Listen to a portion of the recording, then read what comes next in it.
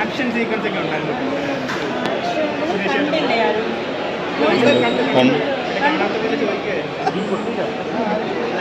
ഒരു ആക്ഷൻ ഉണ്ടല്ലോ, നമ്മൾ ഡ്രാമ പ്രതീക്ഷിക്കുന്നപ്പോഴാണ് പെട്ടെന്ന് ഒരു ആക്ഷൻ വന്നത്.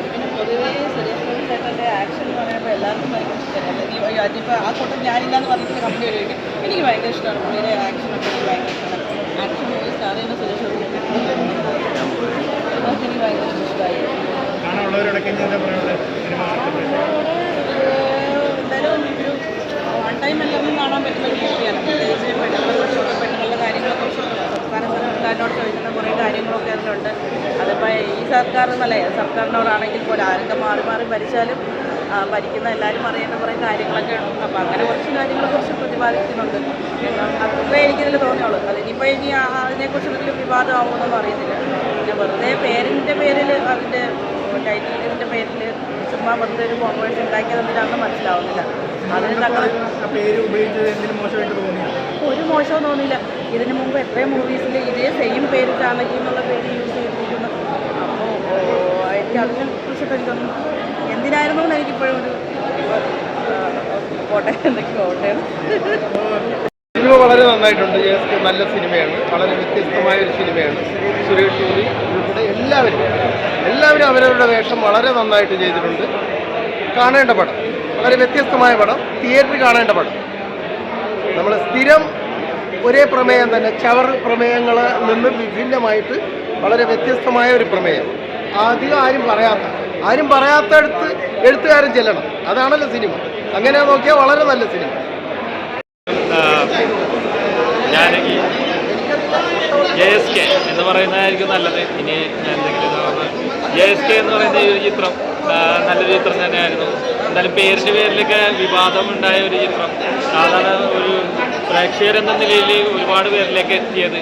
പക്ഷെ വിവാദത്തിൻ്റെ ആവശ്യമുണ്ടോ എന്നുള്ളത് എന്തായാലും അതിൻ്റെയൊക്കെ കാര്യങ്ങളൊക്കെ കോടതി അതിനൊരു ബഹുമാനപ്പെട്ട കോടതി അതിനൊരു തീരുമാനമെടുത്തു.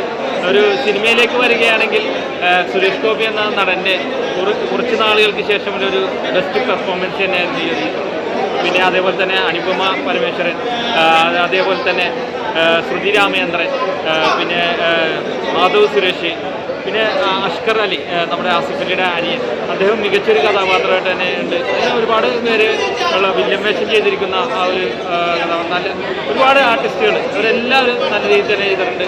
തീർച്ചയായിട്ടും ഒരു പ്രേക്ഷകൻ എന്ന നിലയിൽ എനിക്ക് സംതൃപ്തി നൽകിയ ഒരു ചിത്രം തന്നെയായിരുന്നു JSK. നല്ലൊരു ചിത്രം.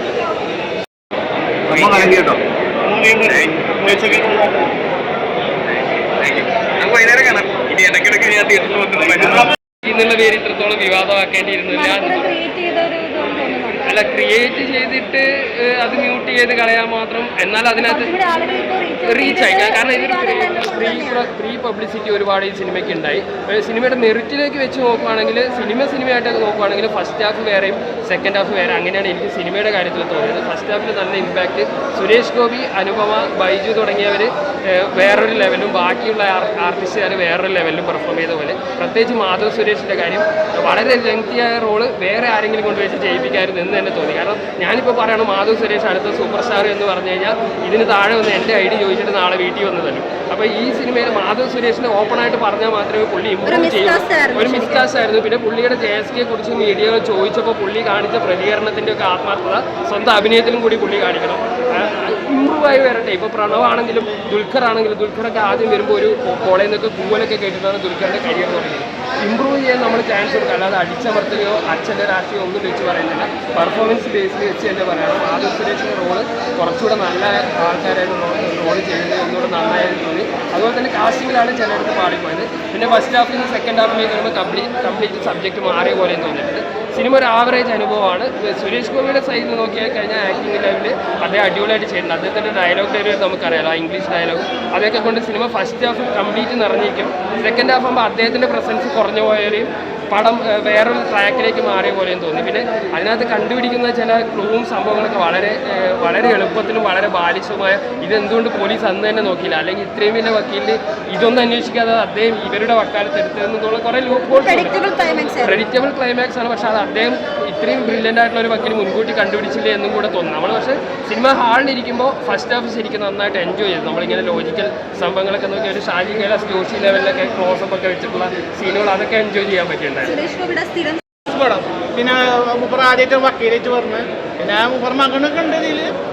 അതൊക്കെ ഉണ്ട്. ഇതൊരു ഞാൻ ഇതിൽ ഒന്നിട്ട് മുപ്പർ ഡാൻസ് അല്ലെങ്കിൽ ഫൈറ്റ്, പക്ഷേ ഇതൊന്നല്ല വേറെ മൂഡ് പടം. മൂഡ് പറഞ്ഞ പറയാമോ?